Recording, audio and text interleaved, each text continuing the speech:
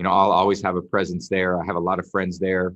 Um, it's just really cool to be able to, you know, have that experience in my life, and then again, have my football journey take me to somewhere else, and then, come down here and play for a different team, but still have incredible support. And even, all the guys I used to play with in New England, I have a lot of friends. I've heard from so many of my teammates, so many of my old coaches that, are wishing me luck. So it's been really cool. All right, we'll go over to Teresa Walker with the Associated Press. Tom, the Pro Football Hall of Fame announcement is going to be coming Saturday night. Peyton is kind of expected to be in that class as a first ballot.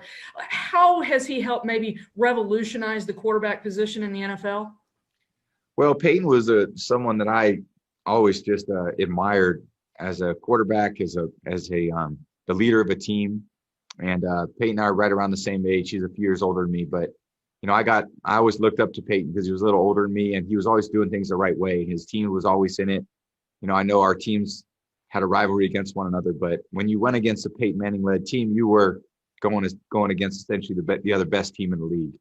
And it's no real surprise that he'd be a first ballot Hall of Famer.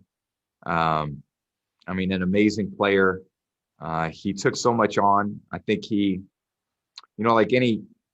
I think great quarterback, there's a lot of responsibility that you take on. You want to make sure, everything's a reflection of how you see the game, and you want to make sure everyone's on the same page. And when everyone's seeing it through the same set of eyes, it's a great way to play football. And, working with the coaching staff, because ultimately you're the player on the field, there's no perfect play that can always be called for every, defense and the quarterback. They have to, the coaches have to trust the quarterback to get it right. And I think a guy like Peyton, the coaches, when I think of Coach Moore and Coach Clyde that were here working with Peyton, Coach Dungy, they had so much trust in Peyton to get things right. And he always did. So then he went on to Denver, had a great career there. And, I had a chance to know him for, a long time, 20 plus years. And nothing surprises me about him and his accomplishments. He's a tremendous player. We always keep in touch. He's always wishing me well wishes and so forth. And, really happy for him. We're going to go over to Anthony Curti from ESPN Brazil. Hi, Tom. Congratulations on being your 10th Super Bowl.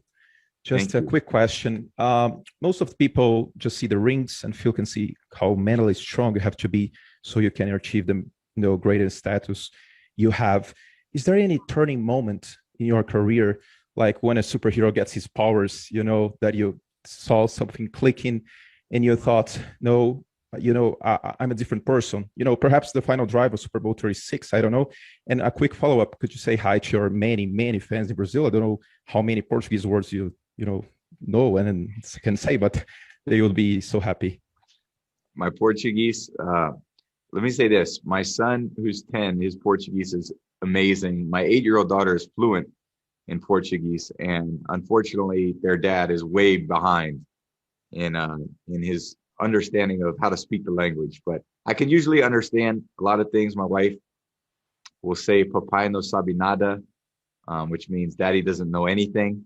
I usually get that a lot in the house. So, I know when they're speaking Portuguese, kind of what they're saying, even if they're, taking shots at their dad. So they're very, sometimes when I do use my Portuguese words, my daughter will be like, Daddy, you spoke Portuguese, which is pretty great. So she's very fluent. And then as far as, I think my, I would say becoming an NFL player and then transitioning to a starter, and then someone who was, kind of a QB1. I think that happened over a period of time. And I started in college. I went to a big college. There was a lot of expectation at that big college, and got to the pros and wanted to be a consistent, dependable player. And I think every year just tried to improve my game a little bit, and gonna have to keep improving it. And as long as I'm playing, I want to improve and get better. And I think next year is going to be a lot better than this year. I feel like I'll be in a much better place mentally. I'm going to train a lot better this year. Physically, next year I'll be in a better place. So I know as soon as this game ends, we're on the next season. So, we'll get ready for this season and then start thinking about next year. We're going to go over to Kim Jones from the NFL Network. Hi, Tom. When I think you and Jason Pierre-Paul first became teammates, he told me you said something to him like, "Now you don't have to chase me around anymore." I just wonder, as a human and a football teammate, if you ever look at what he's done, particularly with his compromised right hand, and kind of marvel at what that must have taken for him to do all of that. I've obviously played against JPP quite a bit, and absolutely love getting the chance to know him and be his teammate. He's absolutely everything you look for in a competitor and a teammate. His leadership, not only his play style in the game, but how he practices, his work ethic. He's a relentless guy. He's a relentless competitor, and he's got incredible mental toughness. And he's just, when you look over at that defense and you see him out there, everyone loves seeing JPP out there making plays, because when he's making plays, the whole defense is making plays. And Shaq and Dominican's making plays. Vita, then you got Levante, you got Devin making plays, guys in the secondary making plays. So, but JPP's absolutely like a ringleader of that group. He's just, when he's going, everyone's going, and he brings a lot of juice. So we love seeing him out there. I love playing with the guy, and love getting to know him. He's an amazing guy, amazing player. Thank you. We're going to go to Charlie Clifford. Tom, congrats on a great run, man. Thank you. Back on the Peyton thing, if you were asked to give a short story about him, let's say at his induction, what would that be? And also, with the rivalry with Eli, can you differentiate the rivalry with Peyton? Does one rank higher than the other? Yeah, well, obviously the Colts were in the division. I played against them, Peyton a lot. It seemed like they were in our division. They were when I first started in the league, and then they moved to the South, out of the East into the South when Houston came into the league. But and then Eli playing in the NFC East. We didn't get to play those guys. We played them every preseason, so we had a lot of great games. Unfortunately, didn't always do our best against that team. Played always a little bit better against the Colts than the Giants. But both. It's really amazing what Peyton and Eli did in the NFL, and Archie, to have three pro quarterbacks who are as tremendous players, leaders, high achievers that they were. Says a lot about their family. So I always just had great respect for all of them. They're great competitors, great leaders, and happy Peyton's got another amazing accomplishment in his career. And respect Peyton for being the number one overall pick, really living up to the standard of a number one pick on and off the field. And he always seemed to do things the right way. And he would, there was always a story that when I first played them, it was my first start. I went out early, and I went up to Peyton, and I had never really talked to him. And I said, "Hey, Peyton, I'm Tom Brady here." I think I walked over. He says, "Hey, what's up, Tom?" And that kind of, blew me away that he knew who I was, which was pretty cool. And again, been friends ever since. We're going to go over to Karen Loftus from WFLA. Hey, Tom, I want to go back to talking about Byron real quick. He may be the epitome of toughness when you talk about his time in Marshall. If you remember his one-leg game where he finishes the game with a broken leg and his offensive linemen are carrying him down the field. Yeah. What does that do to set the tone for this team, knowing that you have an OC that is such a warrior? And do you think that some of the younger guys have even seen this video? If they haven't, they need to. And Byron, I talked about that day, and it happened. He went, left the stadium and got x-rays, drove back to the stadium, went back in the game and finished it and balled out, And, I think it's really an example of who he is, because he's a great competitor, wants to be out there for his team, and it was going to give it everything that he has. And it's the same way that he coaches. He gives everything he's got. So again, just a great leader. We love playing for him. He's high expectations for us.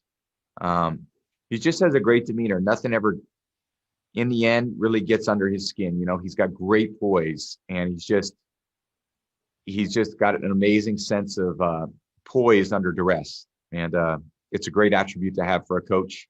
And he's got a lot of great years ahead as as a coach, and I'm sure he'll be a head coach very soon. Our last one's going to come from Tom Rock at Newsday. Tom, I was hoping you could talk a little bit about how you were able to forge such a close relationship with AB in such a short amount of time. And also, if it reminds you of any other relationships that you've had in this league. I'm thinking maybe Randy Moss, who was sort of had some bumps along his career, and then found you and was able to get to his best.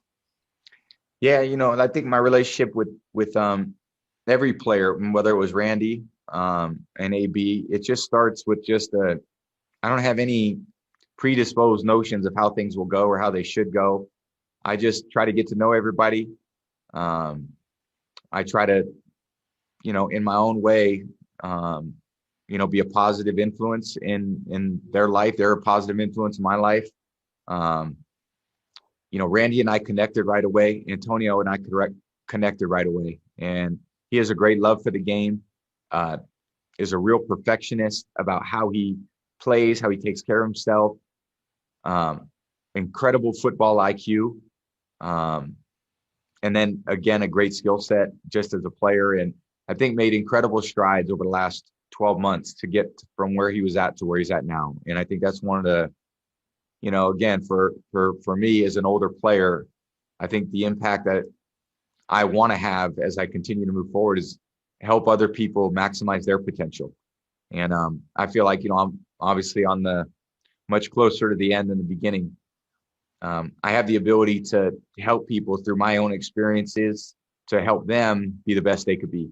And I think that's the enjoyable part, because it's one thing to go out and throw passes, and that's fun. And I love that. And I love winning and all that. But, we all have lives. We all have, everybody is dealing with life, which, is not always the easiest thing for all of us. So, you just try to provide some words of support or advice or, again, care for people. I think that's a really important thing that we need to do, that all of us need to do. We need to care for people more and allow people to blossom and be the best they could be, because they can trust you and that you believe in them and you want to ultimately see them succeed. And I think that's a great part about sports. It's a great part about life and investing time in people and seeing people grow. I mean, that's one of the great things about being a professional athlete, certainly an older professional athlete that is surrounded by a lot of younger players who I want to see them succeed.